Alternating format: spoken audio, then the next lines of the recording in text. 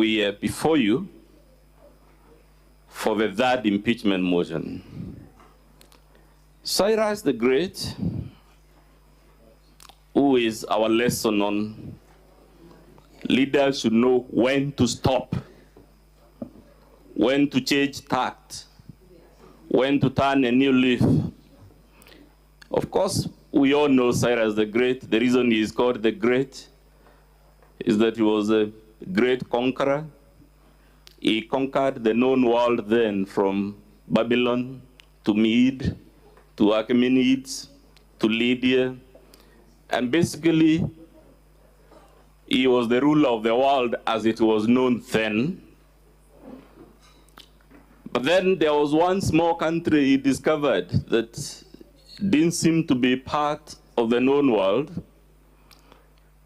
of a people called the Massageti. And instead of being content, he declares war on this country.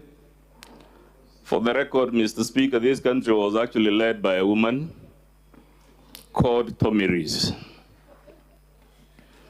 And Tomiris, when Cyrus assembled his mighty army, Persia then was the superpower, assembled it on the river separating the boundaries of his empire with this small kingdom, was sent a message telling him, be content with your victory so far and the fact that you have conquered the world, and please stand. Attempt to tolerate seeing me rule my small, miserable country with its little resources, with its small army, and don't attack. And he was warned in that letter that if he attacked, nothing good would come from it. Instead of learning when to stop, Cyrus insisted on a war. Tomiris told him, then if you insist on a war, I want peace. I will allow your forces to cross the river without any resistance, and will fight from my side of the border. On one condition, that will fight a conventional war. Cyrus agreed, but because he could never stand another leader enjoying any form of glory, just like our governor cannot stand an MP, an MCA, or anyone anywhere else in leadership, she must bring them down. Cyrus was obsessed with bringing down this little kingdom that, for no good reason other than his own vanity and his failure to know when to stop. So he pulls a trick, and we have seen many tricks on this podium, of a meek, humble, vulnerable-looking governor who is a victim of very many things, whose defense is, it wasn't me, it was someone else. So Cyrus' trick involved throwing a lavish bash and setting up the soldiers of this small kingdom to a drink, and then while they were inebriated, he massacred them, leaving only a few, and took the prince of that other small country as a prisoner of war. Even after this, the leader of the small country still offered him peace and told him, you broke the rule that it will be a conventional warfare and won by a trick. I still give you another chance to return my son, and will still declare peace. Cyrus refused, and the son, of course, of Queen Tomiris, unable to live with the indignity of being a prisoner of war, committed suicide. When the people of this small country heard that the crown prince had committed suicide, small as they were, weak as they were, vulnerable as they were, they organized a violent battle in which their army, which was about 100th of Cyrus's army, actually won the violent battle, and Cyrus himself was killed. because of Cyrus' inability to know when to stop, Persia added as a superpower, and that is how Rome became the dominant country. And of course, the world and human civilization as we know it today is based on the Roman civilization. That's why he said, Mr. Speaker, there would have been no Britain, no France, no America, but for the mistake of one leader not knowing when to stop. Our greatest fear is that the history of Meru may take an irreversible, tragic path.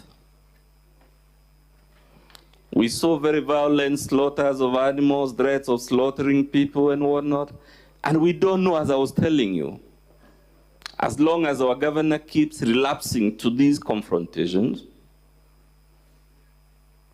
when things will take a turn for the worse in a manner that is irreversible.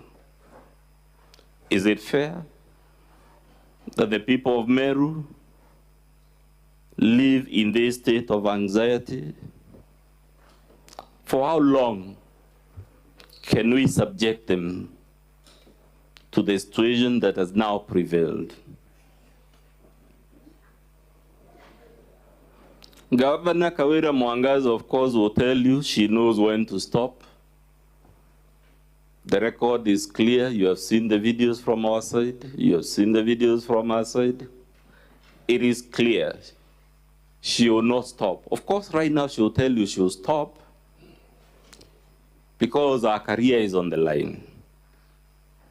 But we know better. She will not. Mr. Speaker, a story is told about a frog and a scorpion and a swollen river. The scorpion couldn't swim and asked the frog, who is an amphibian and therefore capable of crossing the swollen river, to assist the frog to cross the river. And the frog tells the scorpion in the story, but you will sting me before we are done with crossing, and we'll both die and drown. And the scorpion promised, no, I can't do that, because if I were to sting you while you're carrying me on your back to cross this swollen river, we would both die, and because it would be mutual destruction, as the Americans and the Russians called it during the Cold War, I have no incentive. There is no rational reason why I would sting you. And poor frog bought this story, just like you're being invited to buy the story. I will pray for them. I'll forgive them. We only need a month. So frog took scorpion on his back, and frog started swimming across the river, and right in the middle, scorpion oystered his tail and stung the frog. And of course, that poison disables the nervous system, and the frog couldn't swim, and they both started drowning. And frog asks in the story, why did you sting? You promised that you won't sting, and you are also aware by you stinging we would both be extinguished. And scorpion gave frog a simple answer. I stung because it is in my nature to sting.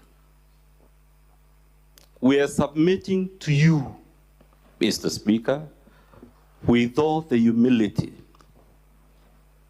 Kawira Mwangaza keeps relapsing to these violations of the law and the Constitution and the vilification. We can call whatever the specifics we want. The reason she keeps relapsing back to the same thing is because, like that scorpion in the story, It is in the nature of Kawera to sting. So even if you give her another chance, whether it is on account of pity, whether it is on account of sympathy, whatever the reason, she will sting again.